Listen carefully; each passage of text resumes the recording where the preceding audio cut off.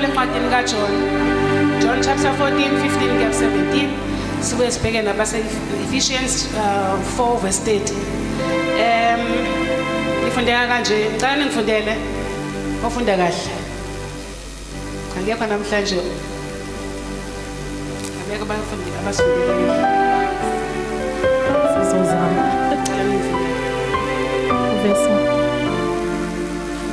John 14 verse 15 to 17. John 14 verse 15 to 17.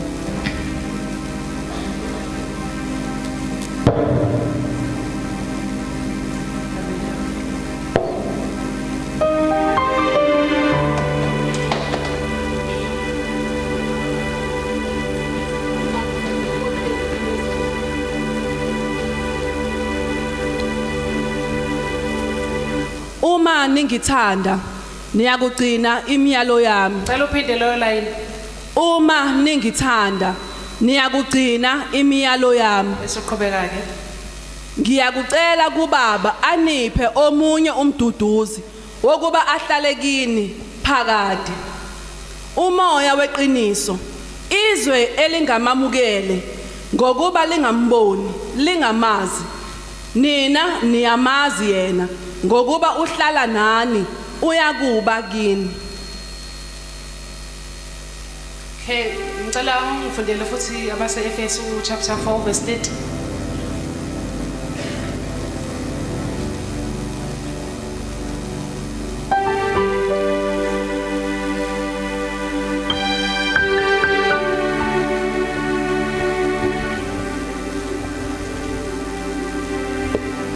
Ephesians 4 verse 30. Ningamdabukisi umoya ongcwele kaNkuluNkulu enabekwa uphawu ngaye kuze kube lusuku lokuhlengwa. Ngiyabonga. Ngicela ukufunda ngesingisi. If you love me, you will keep my commandments. And I will ask the Father. Nayizwa leyo nto bazalwane. Ngingaqhubeki nje. Ithi if you love me, you will keep my commandment. And kusho ukuthi methi mangino and lamazwi awakhulume ngaphambili uma siwenza thina then ke niyayizwa into engisho iBhayibheli lisho njalo sithi if you love me you will keep my command bese and I will speak and I will ask the Father and he will give you another helper to be with you forever. To be with you forever. Even the Spirit of truth, whom the world cannot receive, because it neither sees him, nor knows him, you know him, for he dwells with you and will be with you, in you. Sekuthi abase-Ephesians, Paul khuluma abase-Ephesians, ama-instruction, indlela yokuphila, uma ufunda isihloko salapho. Sizobuye siphindele futhi lapho uthi don't grieve the Holy Spirit enabekwa ngayo power. Ileli izwi uNkulunkulu alibeke enhlizweni yami uma besathiwa angizoshumayela noma ngizoshare izwi lenkosi. Ngiyambonga kakhulu uNkulunkulu ngalo ngoba bengifuna ukudivesa kulona kodwa uNkulunkulu wangena isister. Isihloko sale isihloko ngisinike indaba ngisinike isihloko le ndaba nginikeza isihloko ethi stay connected with the Holy Spirit. Singamgrieve umoya engcwele, staying connected with the Holy Spirit. He will remain in you. Umoya engcwele noma angayiqala nje ngoNkulunkulu. Kwi-Old Testament ipresence kaNkulunkulu yayibonakala ngezinto ezithize. Umoya engcwele usho ipresence kaNkulunkulu kuthina. Uthi thina siyithempeli lika moya engcwele. Inezwe lisho lithi siyithempeli kusho ukuthi la ihlala khona. So uma ehlala umoya engcwele kufanele kube nezinto ezibonakalayo zokuthi umoya engcwele ukithi. Lento kuthiwa manifestation ngamanye amazwi. Uma umoya engcwele umuntu uyamthola umnyayihlalele nje nawe. Awuboni noma ukhona umoya engcwele noma akekho. But there are manifestation kamoya engcwele kufanele abonakale kithi uma ngabe sesinomoya engcwele. staying connected with the Holy Spirit. Enye into eyenza ukuthi lezi zinto zingabonakali ingoba sisuke sesingekho connected nomoya ongcwele. iBhayibheli nedala lisifundisa ukuthi ipresence kaNkulunkulu uma uyayibonakala kanjani ngezinto ezithize. Umoya ongcwele wayengakahlali kubantu, wayengakahlaliswa kubantu. Kodwa kunezinto ezayibonakalisa ukuthi uNkulunkulu wayekhona phakathi kwabantu. Niyakhumbula bazalwane ukuthi abantwana baka-Israyeli mebephuma eGibhithe behamba endleleni uNkulunkulu uya-instruct umuntu ukuthi yenze ithabanakeli. Ithabanakeli kwakuyindawo yokuhlangana, ithende lokuhlangana. Kusho ukuthi kwakufana nani nesonto nje. Abantwana baka-Israyeli mebephuma eGibhithe bahamba ehlane izizwe eziyishumi. Mebehamba endleleni banamathenda abo ababewamisa ngalesikhathi insika yomlilo imile bawamisa bangene kona, but there was this special tent okuthiwa iTabernacle. Kwakuyithende lokuhlangana. Uma Moses efuna ukukhuluma nabo because babakha around iTabernacle. Mefuna ukukhuluma nabo Moses wayephumela ngaphandle kweTabernacle. Bese bephuma nabo emathendeni nabo bamlalela ukuthi uthini. iPresence kaNkulunkulu kwiTabernacle yayihlala kanjani na? Yayibonakala ngecloud. Ngensika yomlilo. Nayikhumbula ukuthi lensika yomlilo is the same nsika yomlilo eyahamba nabantwana baka-Israyeli bephuma eGibhithe. Ngithanda izwi lenkosi meselithi ngalesikhathi bewela the Red Sea. Ngihloba lento uyashibilika la ngaze ngizoyibamba ngayo. Mebewela Red Sea before bawele babehamba nalensika ibahola. Insika yefemini ebusuku kwakuyinsika yomlilo phila. Uma sebewela lapha elokhuzaneni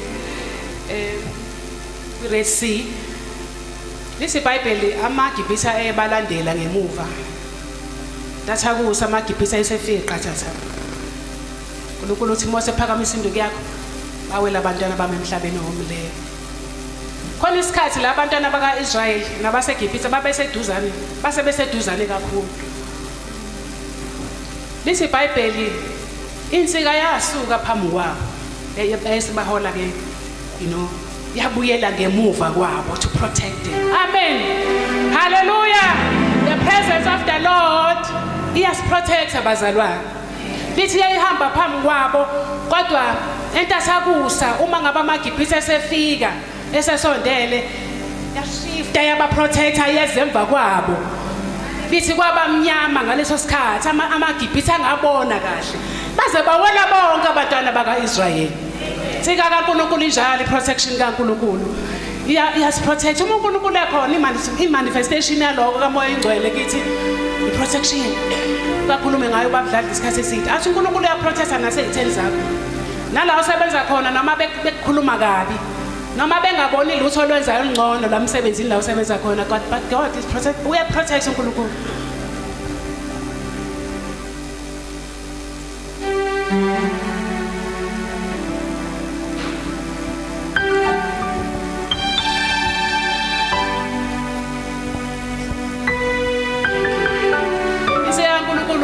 iPresence kaNkulunkulu yesiprotect. uNkulunkulu ke wayefika eTabernacle wehlela ngecloud kwiTabernacle. Lithi lenkosi mangabe seyehlile uNkulunkulu kwiTabernacle ngoba wehla ngamgevu ezokhuluma noMose. Lithi no activities eyayenzeka uma uNkulunkulu wayesehlile babengakwazi ukusebenza because when God sefikile iPresence kaNkulunkulu akwazi ukwenza lutho mesekhona ngoba usuke esekhona. Amen.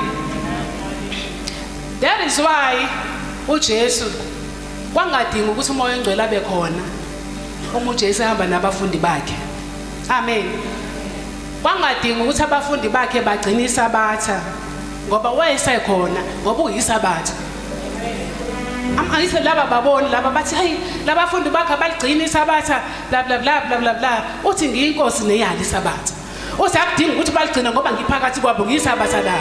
Babengaboni laba kodwa laba bathe bebona uJesu ukuthi nathi isabatha phambi kwethu.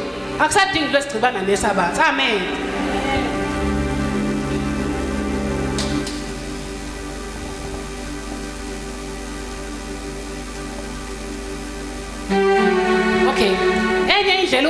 ayelokhuza ngayo ayebonakala ngayo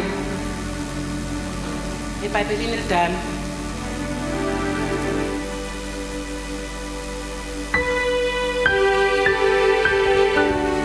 The Ark of Covenant, umphongolo wesivumelwano abazali bayawazi. Umphongolo wesivumelwano uyam-instruct uNkulunkulu Mose ukuthi woza entabeni for 40 days and 40 nights. Mephuma entabeni uNkulunkulu wamnikeza one of the things ngaphandle kwemithetho eyishumi. uNkulunkulu umnikeza i-drawings yokuthi lapha ethabanakele ngifuna kube kanje ethendeni lami lokuhlangana.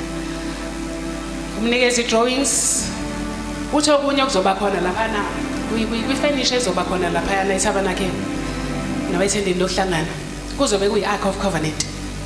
Kusho ngamanye amazwi kuzobe kuyilo i-Ark of Covenant kuzobe ngiyenza. Right, bayenze i-Ark of Covenant. I-Ark of Covenant kwakuyayirepresenta i-presence kaNkulunkulu. Athi uNkulunkulu le Ark of Covenant ayizuhlala noma kuphi, izohlala endaweni engcwele. La kwangangeni khona umuntu, kwangena umpristi omkhulu kuphela kanye ngonyaka. Ngizama ukuveza ukuthi nje i-presence kaNkulunkulu umoya engcwele engakafiki kubantu ayihlala kuphi. Amen. I-Ark of Covenant le yayimangalisa because engaphathwa nombani, eyiphathwa amaLevi kuphela, abantu abasebehlukanisela uNkulunkulu. Ngithinta lapho ngemuva isikhathi angizwe ukusibona. Nithi nje lapho masengeqa kakhulu. Ngiyacabanga ukuthi inkonzo yami angeyona uNkulunkulu is-teaching kakhulu ngaphezulu kwazo zonke izinto. The Ark of Covenant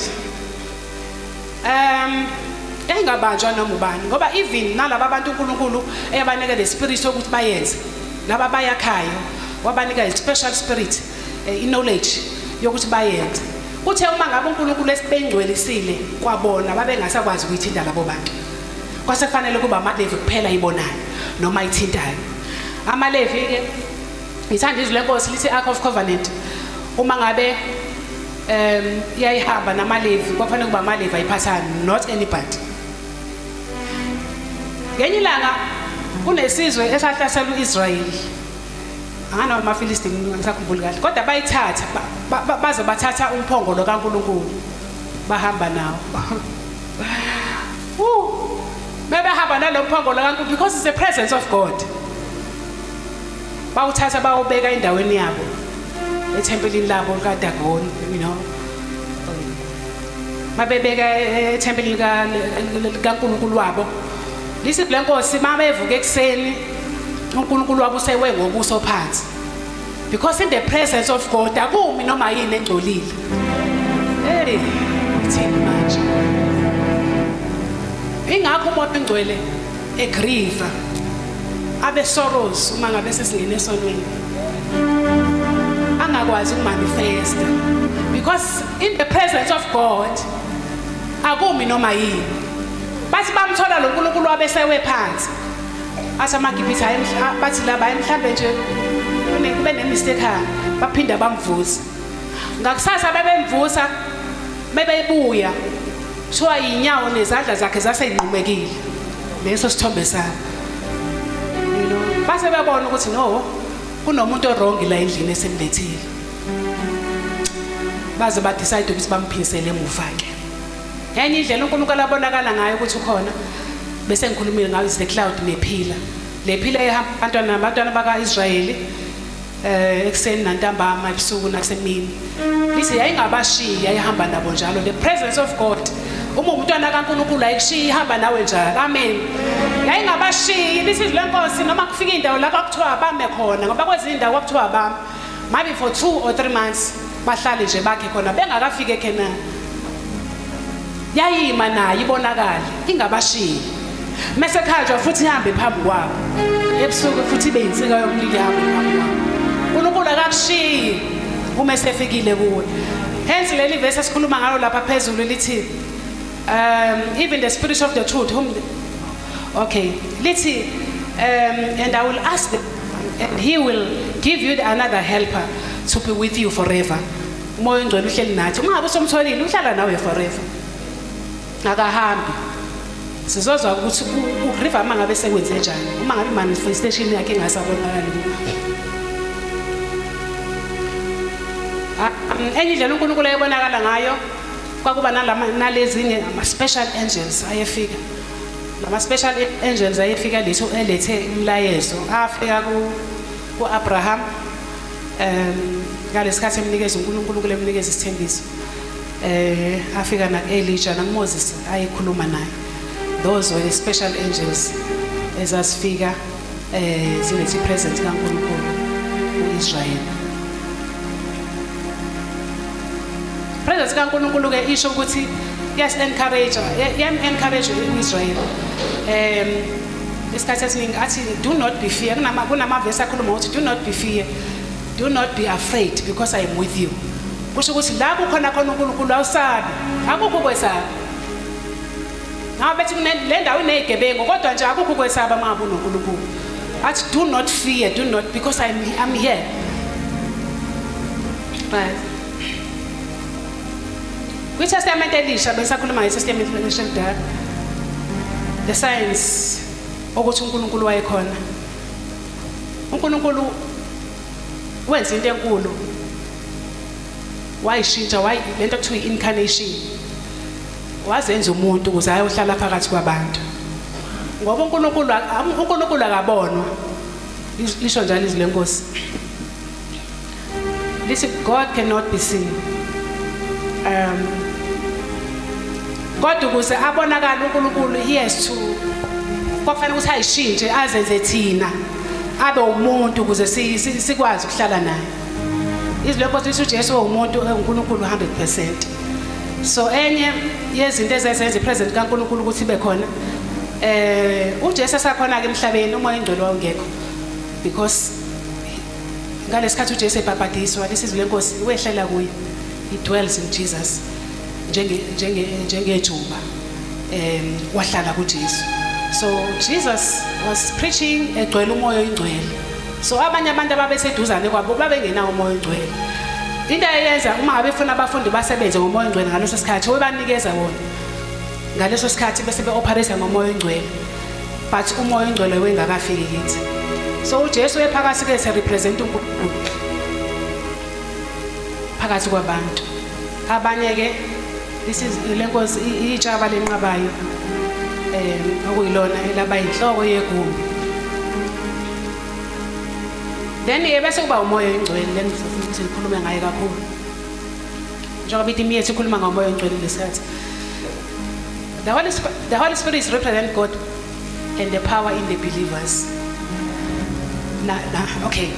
Umoya ingcwele kuma ngabe sefike uma uJesu sehamba ezulwini njobe ekhuluma lapha na kuJohn 14. Ithi uma ngithanda futhi ngicela imiyalo wami and I will ask uNkulunkulu ukuthi afike athumele umoya ingcwele ozohlala phakathi kwenu. The helper, amaBhayibheli abuya akhuluma ngecomforter, neadvocate, nocounselor. But ke le version engikhuluma ngayo ikhuluma ngomuntu osizayo, oyihelper. Khathi esiningi sesicabanga ukuthi ihelper umuntu ongaphansi kwami. Niyazi abazalwana, is not a slave but is a helper. Bible likhuluma ngokuthi umoya engcwele uyalingana noJesu. Abafundayo ke baye bathi Paracletos, ngizothumela omunye olingana nami, owenza izinto zami, ofana nami, ayimina kahle kahle. Awuzohlala phakathi kwenu ke. Ongeze uhamba kodwa uzohlala phakathi kwenu. Isonto kufanele ngabe lumzimba kaKristu noma lilo present umoya ingcwele ezweni. Mangikhuluma ngesonto ngikhuluma ngeHouse of Glory, ngikhuluma ngami nawe because we are making a church. Nabanye abazalwane kwezinye indawo ibandla lelo liyolanda uNkulunkulu. Ilona futhi uNkulunkulu noma umoya ingcwele el represent uNkulunkulu khona bukaNkulunkulu. Ngenxa ukuthi nalo isonto kufanele libe nomoya ingcwele, abazalwane babe nomoya ingcwele.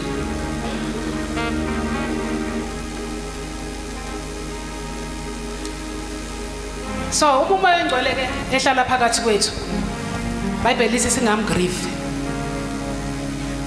Ngiyakhumbula ngesikhathi sikaSamuel umprofeti kade ngisadlula nje kancane lapha endabeni ye-Ark of Covenant ukuthi uNkulunkulu urepresentwa icovenant. U-Eli umprofethi lithi iBhayibheli amadodana akhe ayengenzi kahle, enze into ezimbi. Abantwana niyazi ukuthi umfundisi is expected ukuthi abantwana bakhe babe right. Kodwa abantwana baka-Eli noma not u-Eli, uSamuel abenzanga into ezi-right. Babengenzi into ezi-right. Uma bengenzi into ezi-right abantwana baka-Israyeli bakhononde ngoba kusho laba abafana babesebenza nabo kwi-tabernacle besiza laphana ubaba wabo njengompriest nabo baba abapriest. Babenza into ezingcolile e-tabernacle, benza izinto engamukelekeli uNkulunkulu. Abantwana baka-Israyeli bahamba bacomplain kuSamuel bathi no, uzofanele uzusenzele inkosi ngoba abafana bakasimbona umuntu ozoba emva kwakho ozothatha ngoba abafana bakho benza izinto ezingalungile phambi kwethu. So uNkulunkulu wayengekho happy ngabafana bakhe. Such that uma amaFilisti ezothatha umphongolo kaNkulunkulu ehamba nawo, isizwe lenkosi empini impi yayi intense ngalendlela ukuthi baze babulawa nabo bobabili ngoba uNkulunkulu wathi ngenxa yaloko nangenxa izinto abazenzayo ngoba ubakhuzi wena into ezokwenzeka kuwena ukuthi umndeni wakho awuzuphila isikhathi eside. They will not see the old age. Shothi babengeza ukwazi ukufinyelela ekutheni baba amakhehla nezalukwazi umndeni wakhe. Impi yayinzima ngalendlela ukuthi abafana bakaSamuel baze babulawa empini awuthatha umphongolo wesivumelwano. Lisizwe lenkosi umprofesi lo uLokhuzana uEli wayehlele eLokhuzaneni ngasesangweni elindele ukuzwa ukuthi kuhambe kanjani empini. Owayesindile empini uyagijima uzombikela uthene impi binzima ngalendlela eyisimanga, amadodana akhabule womabili.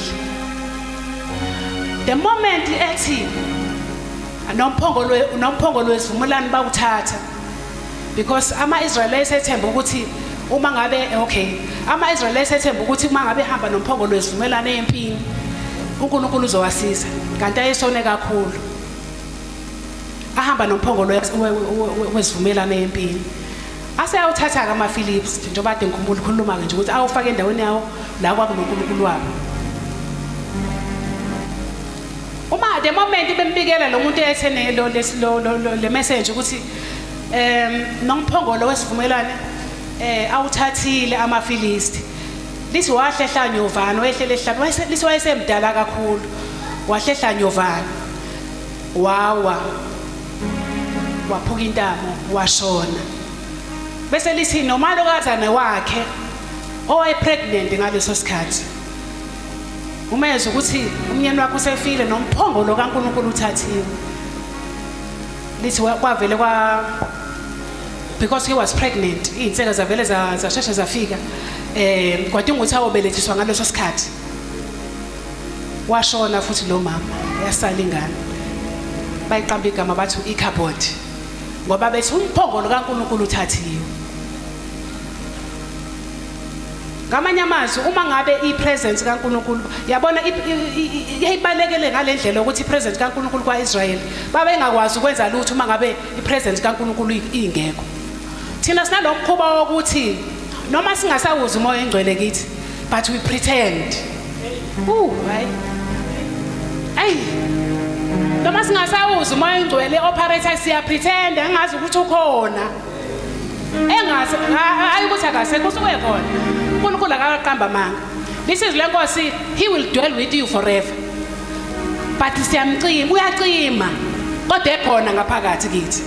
Noma esecimileke thina siya pretend sengazi ukuthi usavulelekile kodwa esecimile. Ucenywa yini umoya engcwele? Asekeni bazalwane upretend. Uma ngabe ngasekho umoya engcwele noma esecimile, we can restore umoya engcwele.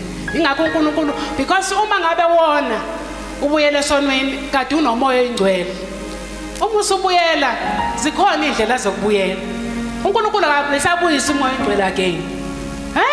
Ngithini? Ngeke usehlala futhi umntwana kaNkulunkulu wathola umoya oyingcwele wenza isono, umoya oyingcwele wacima. Now usufuna futhi omunye umoya oyingcwele. No, akwenzeki kanjalo. Wafika umoya oyingcwele wahlala. Zikhona indlela zoku abe restored, abe awakened. Khona injumayelezi ezikhuluma ngaloko ukuthi umoya oyingcwele uyavuka. Kodwa there are things afanele sizenze ukuze umoya oyingcwele abe awakened in us.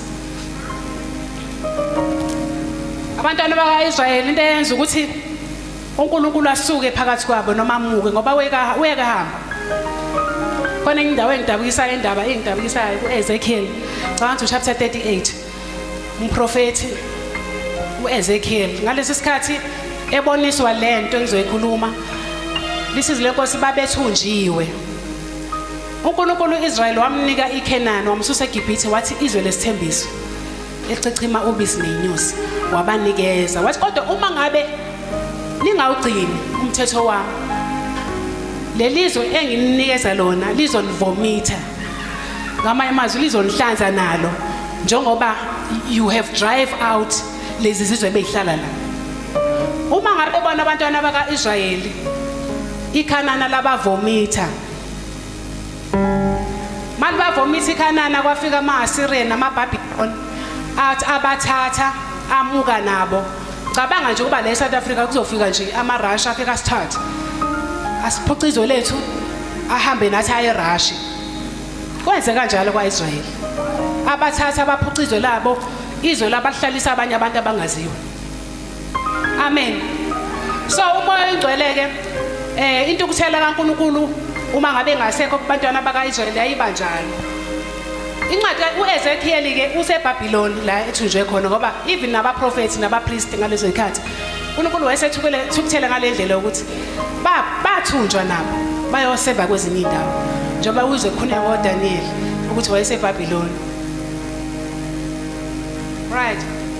Bahambe ke uEzekiel ubona eseBhabhiloni, ubona umbono ngezwe lakaJuda ababethunjwe kulo, abasuswa kulo. Usho ngaleso sikhathi babesakhona abambalwa kodwa ithempeli lalingaka destroy. Mebona umbono ubona ithempeli ngoba khona bahamba qala abanye balandela ngemuva abathunjwanga bonke kanye kanye. Melibona ithempeli ukuda kekho even yakwaJuda. uNkulunkulu uvezela umbono endaweni athunjwe kuyo. Ubona inkazimulo kaNkulunkulu ngoba ehlele ethempelini. Yakhumbula ukuthi uSolomon mangabe seqedile ukwakhiwa ithempeli kaNkulunkulu wathandaza uSolomon, bese lithi iBhayibheli kwehla inkazimulo kaNkulunkulu, the glory of God yehlele ethempelini. Yahlala ke inkazimulo kaNkulunkulu yahlala ethempelini kwaze kuba bayathunjwa abantwana bakaIsrael. I-glory of God isethempelini kaNkulunkulu endaweni engcwele engcwele. Ezekiel mabebona umbono ukuthi ubona izosuswa inkazimulo kaNkulunkulu ngoba babengasekho abantwana bakaIsrael. Ngayingasakwazi ukuhlala inkazimulo kaNkulunkulu futhi basebonile. Mayisuka inkazimulo kaNkulunkulu izothala ukhuluma ngezidalwa, the creatures, ubona ama creatures kule ndawo le kwekunomphongolo kaNkulunkulu ezolanda iglory kaNkulunkulu. Ngoba uNkulunkulu wayefika ahlale physical ngeglory yakhe, wawungekho wayengathumeli moya, kwakuyiglory kaNkulunkulu. Uma efika lezi idalwa lapha zizolanda iglory kaNkulunkulu, meyichaza ziyasabeka nale idalwa, the creatures, uthi ubuso bazo zasinobuso bune sisodwa. There were 4 of them, but sisodwa ubuso bazo zasinobuso obune, 4 faces. Ubuso bokuqala babunje ngecherubim, ama-cherubim babiza ngama-cherubim. Ubuso bokuqala babuyikherubhi, obesibili bunjengomuntu, human. Ubuso besithathu bunjengobe-eagle. Ubuso besi-4 bunjengobe-lion. Sivalwa amaphiko. Lithi masichaza lento lithi umzimba wayo wonke wawugcwele amehlo, wawunamehlo. Yamajini ukuthi lezi izinto ezazolanda iGlory kaNkulunkulu zazinjani kuthiwa zazinamasondo futhi zindiza zafika zayilanda iGlory kaNkulunkulu iprotection kayi ethempeli engasekho ngaloso sikhathi ingakho bafika abaseBhabhiloni bashisa ithempeli indawo yokukhonzela abantwana bakaIsrayeli because inkazimulo kaNkulunkulu yayisimukile ilento engisho eqaleni ukuthi uma inkazimulo kaNkulunkulu ingasekho siba vulnerable asikho protected usathani sitha siyafika sisihlasele ngoba uganga lisuke lingasekho kithi sesihleze obala nje bafika ke abantu abaseBhabhiloni ngoba yayisihambile cabanga uyibonile ukuthi izolanda inkazimulo kaNkulunkulu zafika lezi idalo ezine zazoyilanda zamuka na lasala ithempeli lashiswa emva kwalokho so ezinye ke izinto ezazenza ukuthi inkazimulo kaNkulunkulu imuke kubantwana bakaIsrayeli esikhathini esidlule babekhonza iThixo bona they were idolatrous thina asikhonza iThixo ngifuna ukubeka lokho bazona ngoba khona into esesiphambanise bavele bathatha ukhuni nje balibeke balibaze bathi uNkulunkulu wabo noma babdwebe ufish noma whatever isithombe esithile kube nesithombe abazosikhonza abantu abakaIsrayeli thina saphambanisa abantu abamnyama sithi hayi ngoba amadlozi thina nje wasikhonza amadlozi senza lento okuthiwa spiritual adultery amen senza leyo nto thina ngathinta i-sensitive subject kodwa ngifuna ukuyixhumanisa ne-idolatry abantwana bakaIsrayeli uNkulunkulu wayahamba amuke because babona bese hamba uNkulunkulu enye yezinto i-unfaithfulness ungathembeki babe unfaithful abantwana bakaIsrayeli kwi-God covenant angithi babenza i-covenant noNkulunkulu bangayigcini babe unfaithful nathi siyakwenza lokho by being unfaithful angazi ukuphi la ungekho unfaithful khona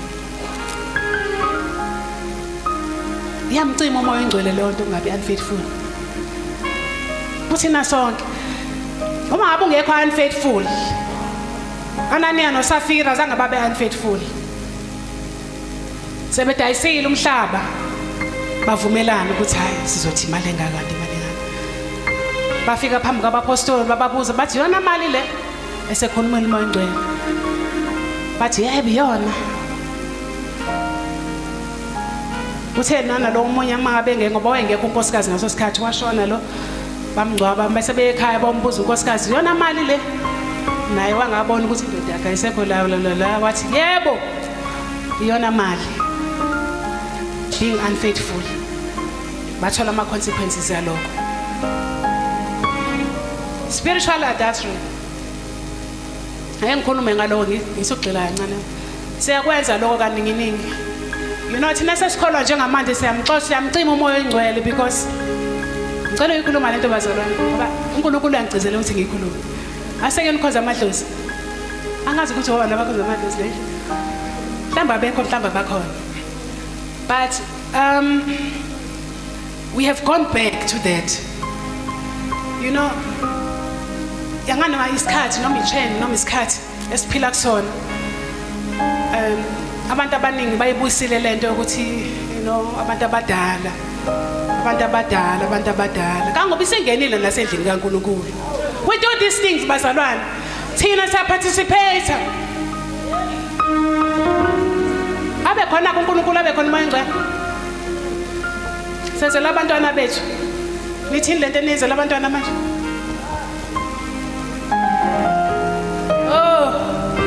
khuluma moya engcwele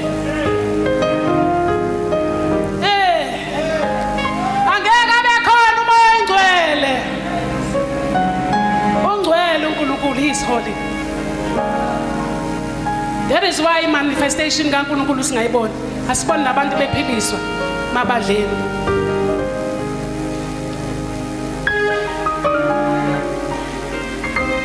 ngoba we have gone back ibhlungu injalo ufanele ikhulunywe speaking the truth in love uyasithanda uNkulunkulu umoya engcwele akawususile kithi but it just need awakening. Suvuse.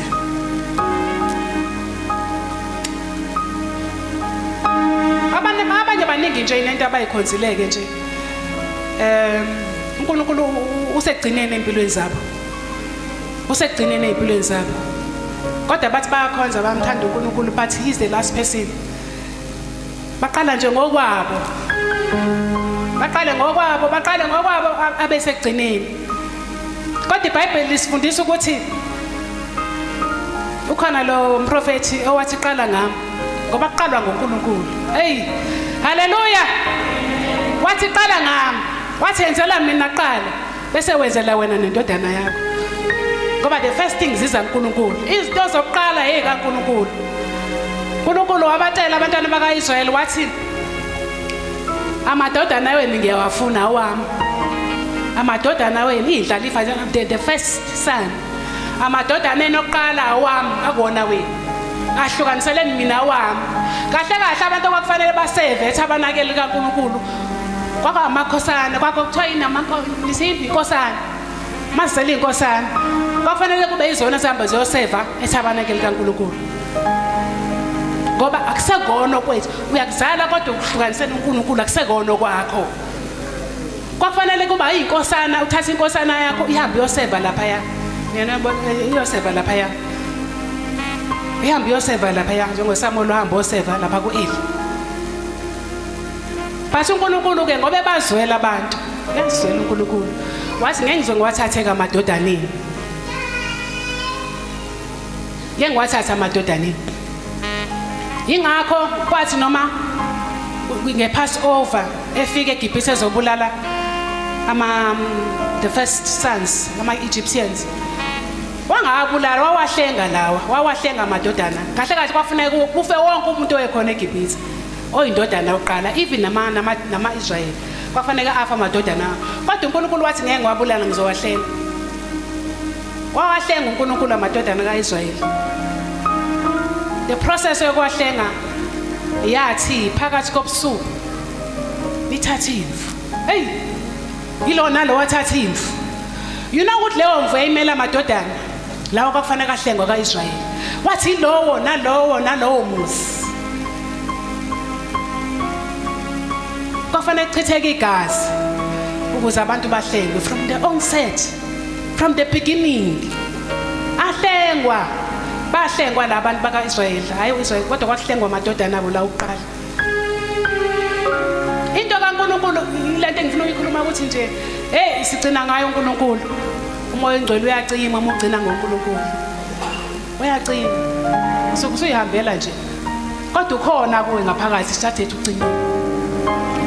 Akasa manifesta akasabonakala akasasebenzi. There's no activities ezibonakalayo. Lack of spiritual discipline.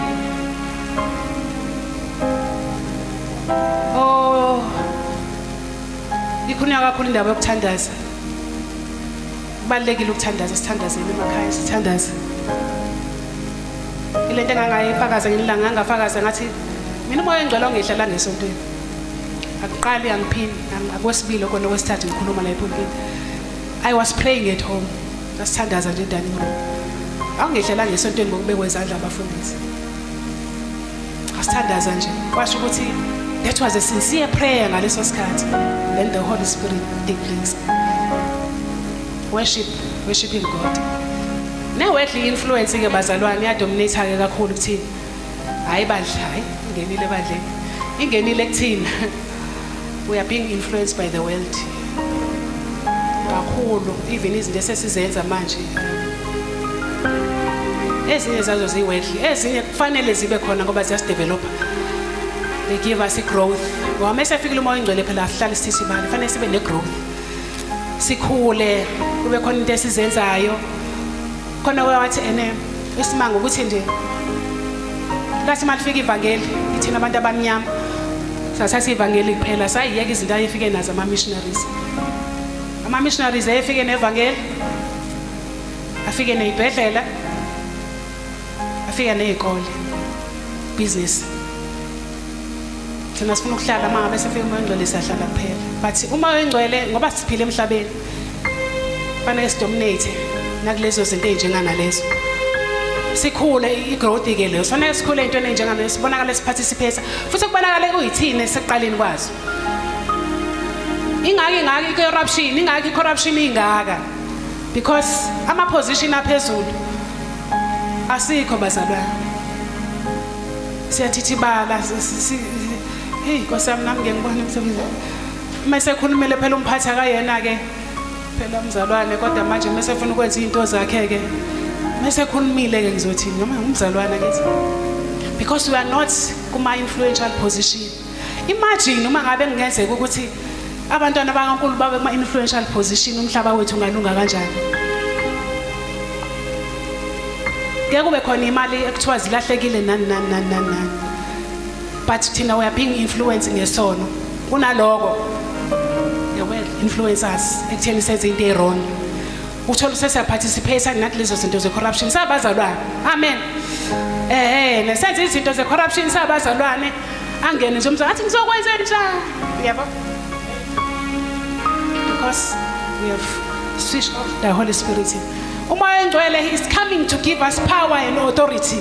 Uma umntwana kaNkulunkulu uba ne-power, uba ne-authority, but uba mnene. Niyazi abazalwane? Awubi rude. Awubi hlaza kubantu phakame wena. Uba mnene, but uba ne-authority. Amen. Ake ngidluleke. Izinto ezenza ukuthi i-absence kaNkulunkulu ingabi khona empilweni zethu.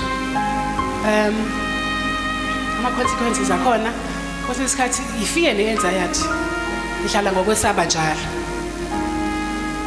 Because umoya oyingcwele ngasekho kwakho angithi thina sabetheli, asabiza abantu bazosibethelela bavale ukuthi nje abantu abazoganga ekhaya bangangeni. Asikwenzi lokho uma ngabe sabazalwane. But uma umoya oyingcwele engekho kuyo ubonakala ngokuthi uba nefear wena. Uba ne-anxiety, awuhlaliseki, uba nefear in such a way ukuthi nawe uyaparticipate kulezo zinto. Futhi bafike ebusuku ungaboni umuntu ngoba there's no manifestation of the Holy Spirit in your life. That is why unefear empilweni yakho usaba ngisho ini. Bible khona la khuluma khona lithi i-believer ayinayo ifear. Inamandla njengengonyama. Sinamandla njengebhubesi. You know. Okunye ke abantwana bakaIsrayeli uNkulunkulu wayebajaja ama consequences e-absence kaNkulunkulu. Kwawukuthi nje wawubabona ukuthi bajajwe. Wawubona ukuthi bahlulwe ezinye izizwe. Uma behamba noNkulunkulu babe ngahlulwa. Kodwa the moment amakhosi akhona izinto ezirong noma isizwe saqala senze into ezirong uNkulunkulu wayebadedela bahlulwe. I-judgment kaNkulunkulu wayebaphezulu kwabo. Iyalahleka i-protection. Sibe ne-uncertainty, sibe ne-darkness, kube nobumnyama empilweni zethu. The last thing engifuna ukukhuluma ngayo, umoya oyingcwele ngekho sina siba ne-spiritual dryness. Sifila i-disconnection noNkulunkulu. Noma uthi uyathandaza ungezwa noma uNkulunkulu khona noma akekho. Because umoya oyingcwele lithi ububulela ngokwentando kaNkulunkulu. He prays for us.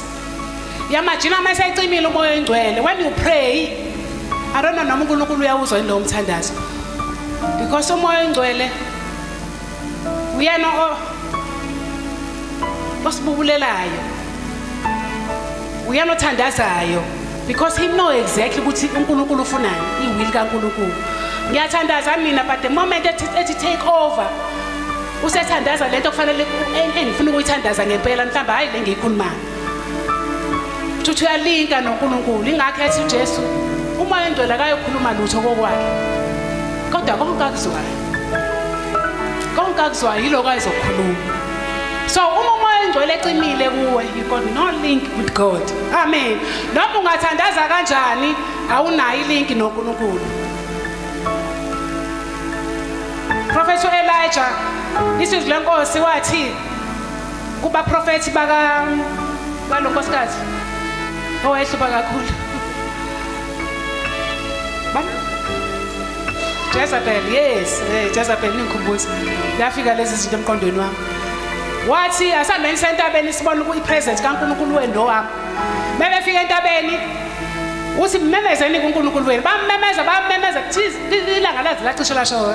Uzathi yena hayi mhlambulela abanomvuza. This is lenkosi baze bayizama amagazi, you know, amakhalti. Izinto ababezenza because uma ngabe selenziwe leli lokhuzana le-altare la kwangenzeki lutho.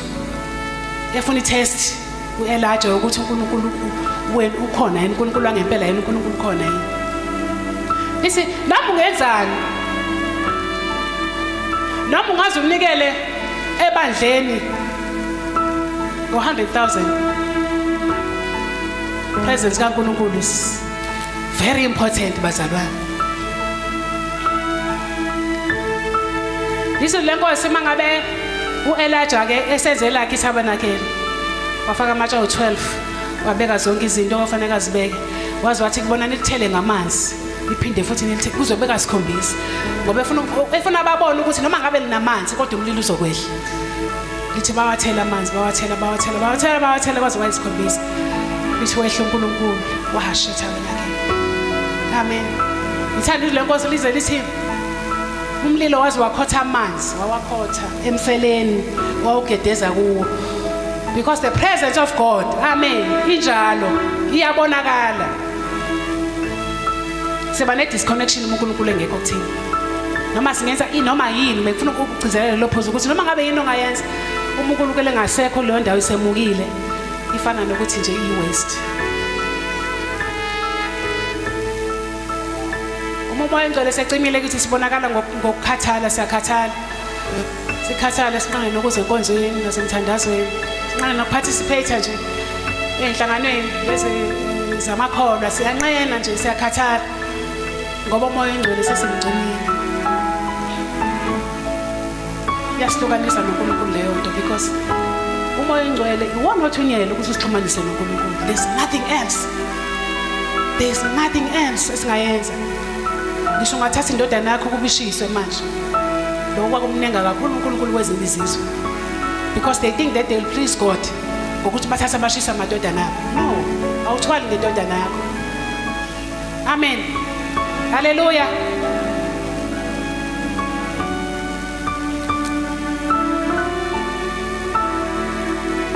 Enye into ke balekile lenkulu kakhulu. Uma umoya engcwele ngasekho ukuthi we lack the fruit of the Holy Spirit. Now as ama fruit ka Holy Spirit. Uthando, joy, peace, ubheka kade nazo zonke izinto. Uma umoya engcwele ngasekho kithi ngoba these are the fruits, you bear them because umoya engcwele ekuwe ehleli kuwe. Usukuzenzisa nje mhlawumbe umuntu usuyezenzisa nje kwesinye isikhathi abe sympathetic, abe empathetic. But lezo zinto fanele zakhiwe umoya engcwele kuwe.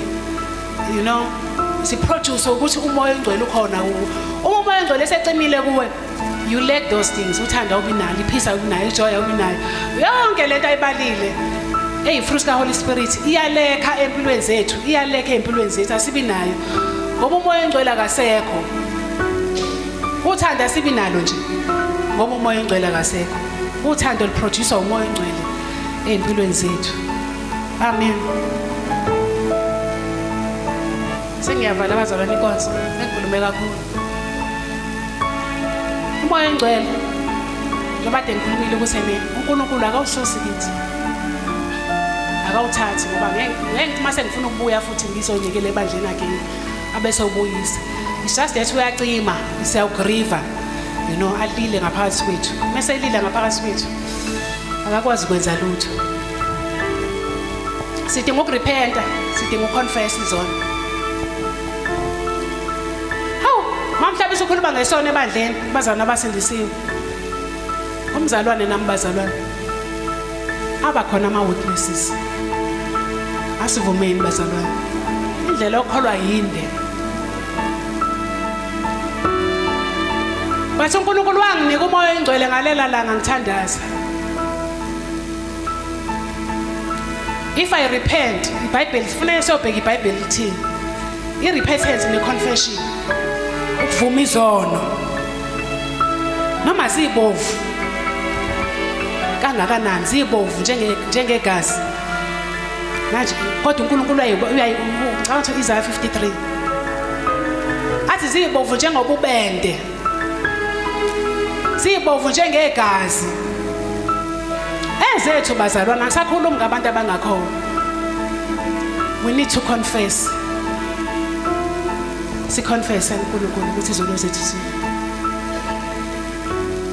uma ngona omunye izilenkosi ngihamba woconfessa kuye ngixolise kuye izono bazalwane siyamcima umoya ongcwele phakathi kwethu inkonzo njengale ngingayithandi kwesinye isikhathi engathi ngeze enkonzweni nje ngizojoya ngizonikezwa iprosperity abafundisi abakhuluma ngeprosperity ayikho wrong nayo kuzokhulunywa ngehealing but all these things they follow umoya ongcwele okupho kuwe ongamgrivile prosperity what healing and they follow Holy Spirit umoya ongcwele okithi uma besingamgrieve ngicela ngifundela kancane kwa efficiency esivala ngoba seEfesu laba kade sifunda kubona kodwa uye ku verse 25 to 28 ukuthi iBhayibheli lisimgrieve kanjani umoya ongcwele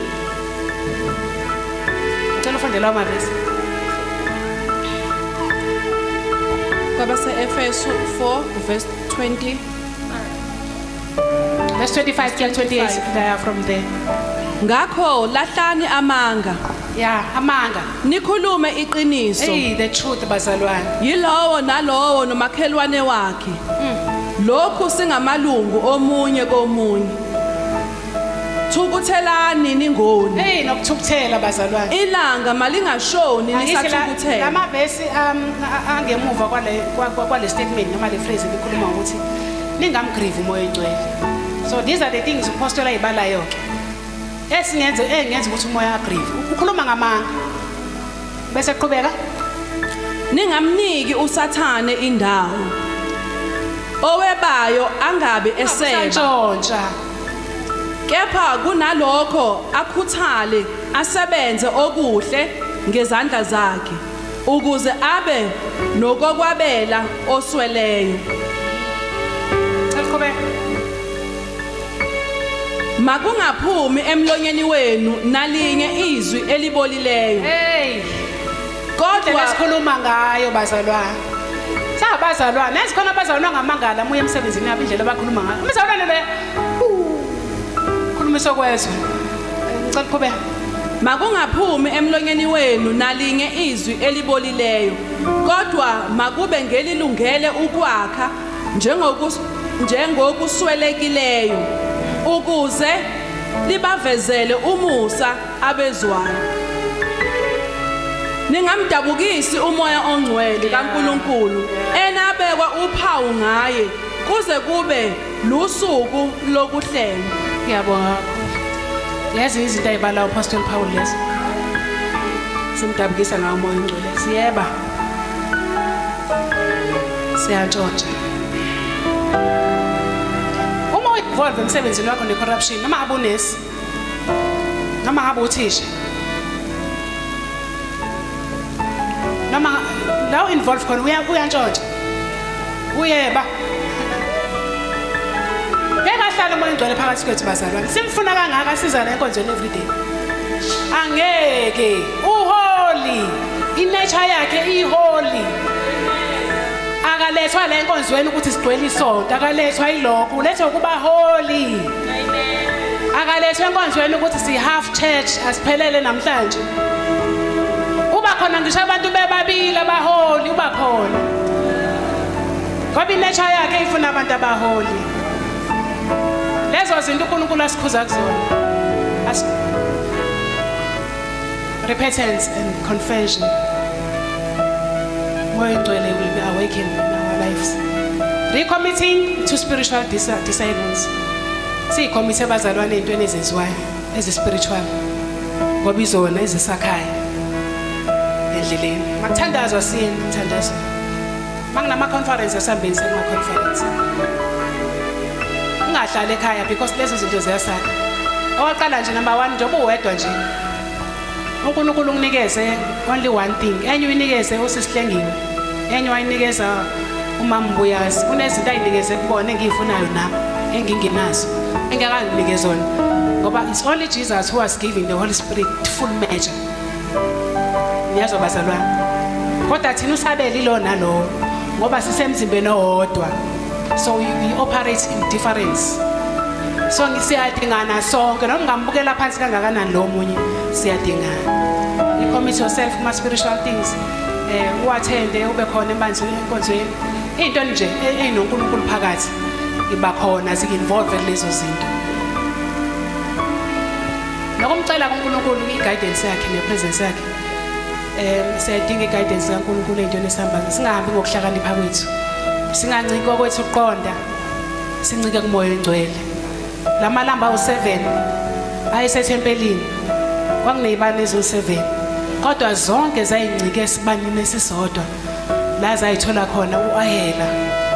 Ngiyakhumbula bazalwane, leli lami lisizwe lenkosi lalisethempelini lalivutha imini nobusuku. Lisizwe lenkosi nomlilo wawubaswe ethempelini wawuvutha njalo njalo, weyaliwa umpristi ukuthi lo mlilo uvuthe because the presence of uNkulunkulu ayingasuki. So la malamba awu-7 engakhuluma ngawo ngathi mina awu Holy Spirit ancike kwilambu elilodwa kumoya oyingcwele. So siyadingana bazalwane, uNkulunkulu asibusise salalele izwi lakhe. Ngiyazi ukuthi we are some of us lisiconvictile lelizwe enhlizweni zethu, sizophuma sokwenza kahle, simjabulisa umoya oyingcwele. Umoya oyingcwele bengasakuza phakathi kwami, kodwa ngiyadinga ukuthi ubuye kimi ngibonise izinto engizenzile eziwububi bami bese ngiyazivuma, ungabusabuyela ke futhi kuzona. Iba serious. Usho njalo uJames uthi noma umuntu umona, amen, ngoba sikwenzeka siwa